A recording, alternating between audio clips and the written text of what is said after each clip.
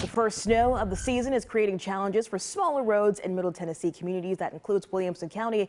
Hannah Bleam from the county's Emergency Management Agency is joining us live on the phone right now. Hannah, good morning. We appreciate you being here with us. I want to start by asking you to just give us an idea of what the overnight hours and into this morning have looked like there in Williamson County.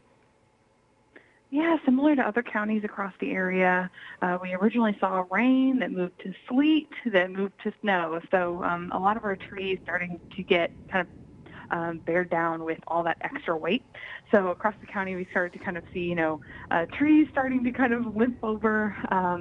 There were some, electrical lines getting covered with ice. So late in the night, Natchez Trace Road decided to kind of close down. Certain roadways along the Natchez Trace closed down just as a preliminary choice for everybody, just in case they didn't want any hikers or travelers traveling down that really windy road overnight. And then obviously we just kind of monitored as it started shifting to snow what the road conditions were.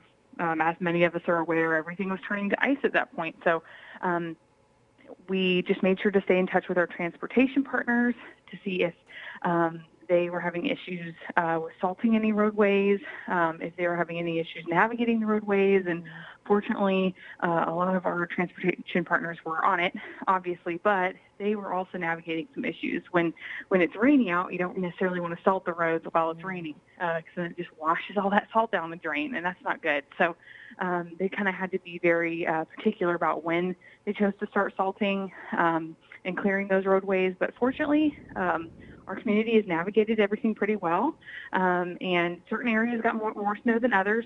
And because Williamson County has a lot of elevated areas, we've just had to really pay really close attention to those bridges and back roads. Okay, and I know that this is not the only winter weather that we're getting this week, possibly getting some more later this week, and this is, of course, still in the middle of winter. So what's your advice for residents about how they can prepare for winter weather, whether it's right now or for the rest of the season? What's your advice to them?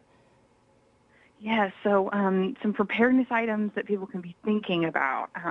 When winter weather comes, especially in Tennessee, we often see this icy, snowy mix often. And with the ice, like we mentioned earlier, trees start to kind of buckle. You'll see power lines going down. So that means that we might have some electrical outages depending on where you live.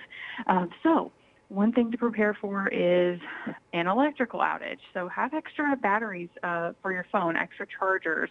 Make sure that before you go to sleep the night before a snow event, that your phone is charged. If you have a medical device, make sure that all those additional power sources that you have for that medical device are charged up as well, just in case, because we do know some people who have medical devices can get a little anxious around these times. And it's just because they want to make sure that they can power whatever they need to help themselves. So keep those things in consideration. Make sure you have gas in your car, additional food all packed up, and warm weather gear. A lot of people have a preparedness kit, but it may not be a seasonal kit, meaning maybe we still have those summer clothes in that kit at home. Maybe consider making sure that you have winter clothes. And if you know of neighbors that are either immunocompromised or have a difficulty traveling on their own, make sure to check in with them and see if they have a plan. And maybe as their neighbor, you can be some assistance to them as well. So these are just a few things to think about ahead of a winter storm. Thank you so much. This is vital advice right now as we're preparing for more winter weather possibly and going into the season. So Hannah, we appreciate your time this morning. Thank you so much. Thank you. You have a good one. You too. And of course, folks, we're going to be having continued coverage of the first snow of the winter at WKRN.com. Just look for the Newsmaker section under the News tab. Mary.